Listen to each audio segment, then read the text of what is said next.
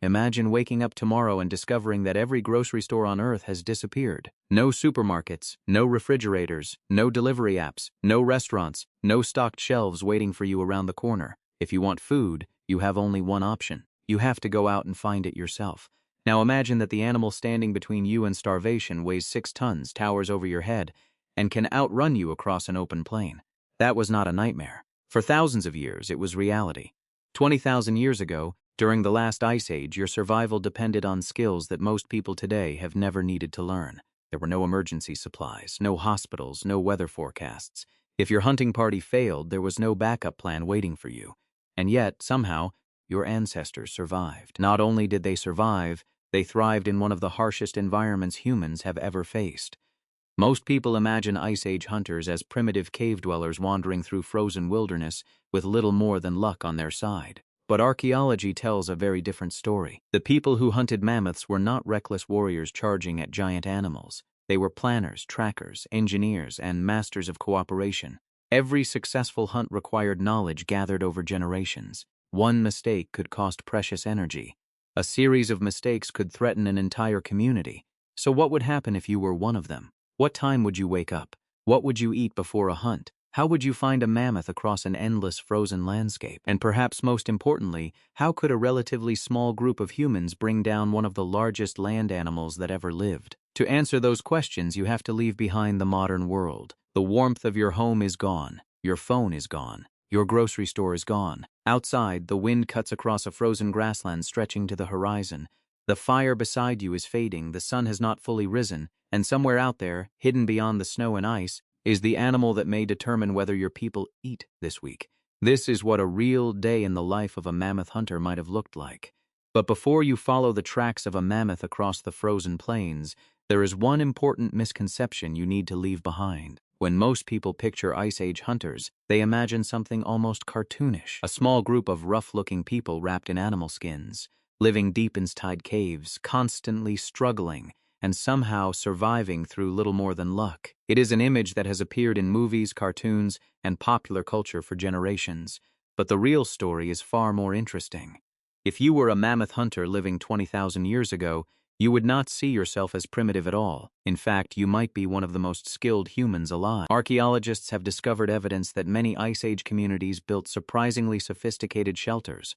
Some groups constructed homes from wood, animal hides, and even mammoth bones. These structures were carefully designed to trap heat and withstand powerful winds sweeping across the open tundra. In other words, many people were not simply hiding in caves, they were building homes, and that difference matters. Because once you stop imagining Ice Age humans as helpless survivors, a completely different picture begins to emerge. You begin to see planners, engineers, teachers, trackers, people capable of reading landscapes the way modern pilots read instruments, people who could identify an animal's age from its footprints, people who could predict weather changes without satellites, people who carried thousands of years of accumulated knowledge entirely inside their minds. Think about that for a moment. Today, if you want information, you reach into your pocket and pull out a phone. During the Ice Age, every piece of survival knowledge had to be stored somewhere else, inside people. A single experienced hunter might know migration routes, seasonal weather patterns, safe water sources, dangerous predators, and the behavior of dozens of different animals. That knowledge could mean the difference between eating and starving, between warmth and exposure, between survival and extinction. But perhaps the biggest myth of all is the idea that mammoth hunters spent their days fighting giant animals. In reality, hunting was only the final act, the dramatic moment everyone remembers. Most of the work happened long before the first spear was ever thrown. Hours of observation, days of tracking, careful planning, constant decision-making, because the greatest threat facing your community was not the mammoth itself. It was failure. A failed hunt meant wasted energy. Wasted energy meant less food. And less food could place an entire group at risk during one of the coldest periods in human history, which raises a much more important question. If survival depended on making the right decisions every single day, what was the first challenge you faced when you opened your eyes on an Ice Age morning? The answer begins before sunrise, in a world colder than most of us can even imagine. The answer begins before sunrise, in a world colder than most of us can even imagine. You open your eyes. For a few seconds, everything is quiet. The fire that burned through the night has faded into glowing embers. The air inside your shelter is cold enough that you can see your breath. Outside, darkness still blankets the frozen landscape. You are hungry, not starving, not yet. But hunger is already part of your morning. And that brings us to the first challenge of your day. Surprisingly, it is not the mammoth, it is energy. Today, most people think of food as comfort. For you, food is fuel. Every step you take, every kilometer you walk, every spear you throw, every hour you spend exposed to the cold is drawing energy from your body. And during the Ice Age, your body is spending that energy much faster than it would today. Simply staying warm is expensive. Imagine standing outside on a freezing winter day without modern insulated clothing, central heating, or a warm car waiting nearby. Now imagine doing it every day of your life. Your body is constantly burning calories just to maintain a safe temperature, even while resting, even while sleeping. That means every morning begins with a calculation. Not a calculation written on paper, a calculation carried out by experience. Is the food you have left enough? Should the hunting party leave today? Should you conserve energy? Should you travel farther in search of larger prey? Every decision has consequences, because unlike modern people, you cannot simply decide to eat more tomorrow. If food is not available, it does not exist, and food is becoming increasingly difficult to find. The Ice Age landscape may appear empty to modern eyes, but it is actually a complex and constantly changing ecosystem. Herds move, seasons shift, weather changes. A valley full of animals one month may be nearly deserted the next. If your group remains in the wrong place for too long, your food supply can disappear long before you realize it. But there is another problem, a problem even more dangerous than hunger: time.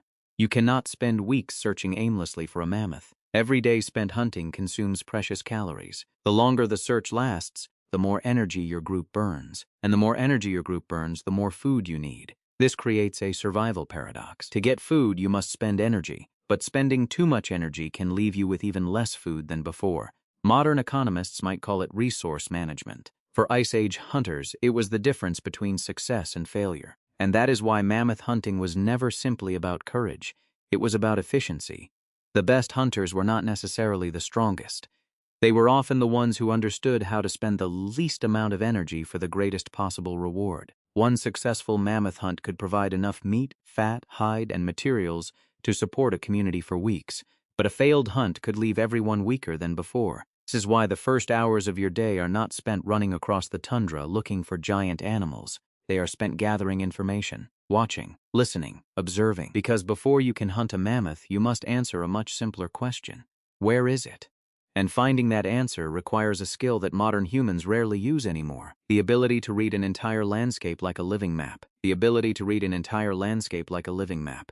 So you step outside. The first light of dawn is beginning to spread across the horizon. The air bites at your face. Frost clings to the ground. In every direction, an endless sea of grass, snow, and scattered patches of ice stretches toward the horizon. To an outsider, it all looks the same, but to you, it is full of information.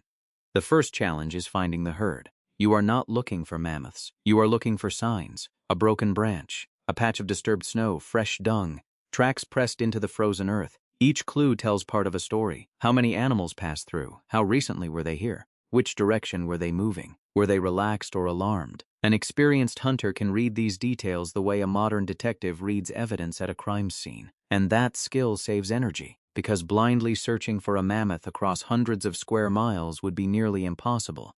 But that is not the most remarkable part. The truly surprising thing is that finding a mammoth is often easier than hunting one. As the morning progresses, your group finally spots them. Dark shapes moving slowly across the distant plain. Massive, powerful, covered in thick fur. At first glance, they seem like perfect targets. But this is where the second challenge begins: choosing the wrong mammoth. Modern people often imagine hunters attacking the largest animal they can find. In reality, that would be one of the worst decisions you could make. A healthy adult mammoth is enormous. Its size alone makes it dangerous. A single charge could scatter a hunting party. A single mistake could end a hunt before it begins. So instead of asking which mammoth is biggest, you ask a different question: which mammoth is vulnerable? You watch carefully. Perhaps one animal is older than the others. Perhaps one moves more slowly. Perhaps a younger mammoth has drifted too far from the protection of the herd. Patience becomes your greatest weapon, and patience requires discipline, because every instinct tells you to act now. Yet acting too early can ruin everything.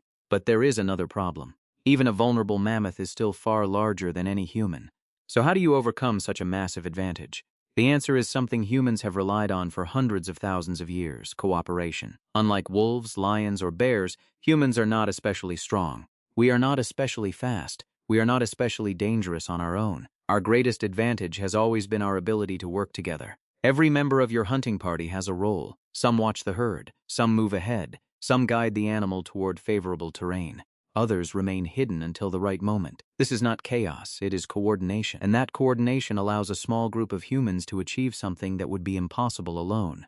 But even teamwork is not enough, because there is a fourth challenge: the landscape itself. You may think hunters simply chased mammoths until they collapsed. However, evidence suggests that terrain often played a critical role.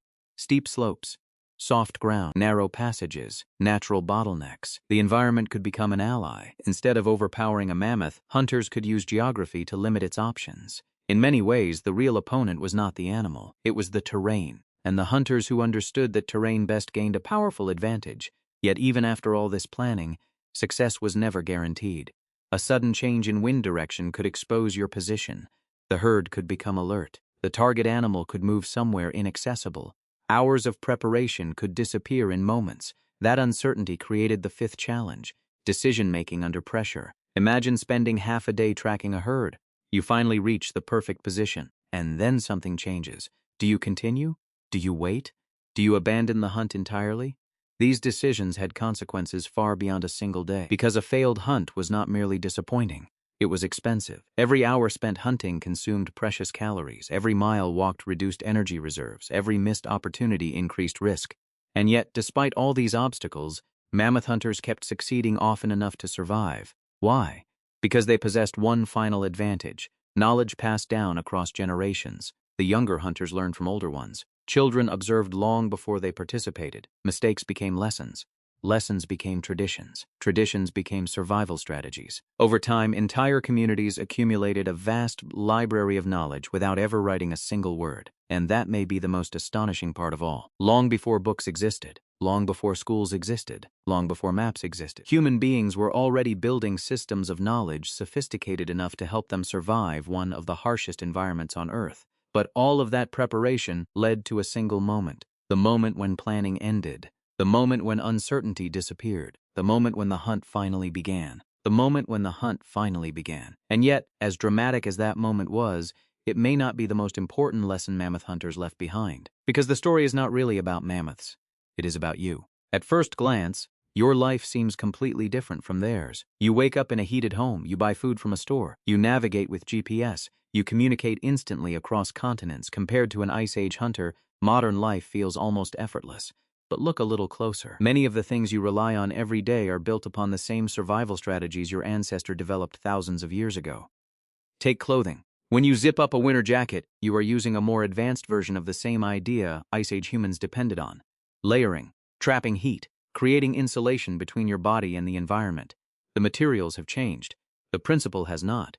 Or consider your home. Modern houses use insulation, weather protection, and carefully controlled temperatures. Ice Age shelters served the same purpose. Whether built from hides, wood, or mammoth bones, they were designed to create a stable environment in an unstable world. The technology evolved. The challenge remained the same. Then there is communication. Today, a message can travel around the world in seconds. 20,000 years ago, survival depended on sharing information face to face. Knowledge moved through stories, demonstrations, observation, conversation around fires. In a strange way, every classroom, every book, and every online tutorial can trace its roots back to those ancient exchanges of knowledge. But perhaps the strongest connection is something much deeper: decision-making. Every day, you solve problems without thinking about it. You manage resources, you plan ahead. You weigh risks and rewards. You prepare for uncertain outcomes. These abilities did not appear overnight. They were shaped by countless generations of humans facing challenges that demanded careful judgment. The hunters watching a distant mammoth herd were exercising many of the same mental skills you use when planning a career, running a business, or raising a family.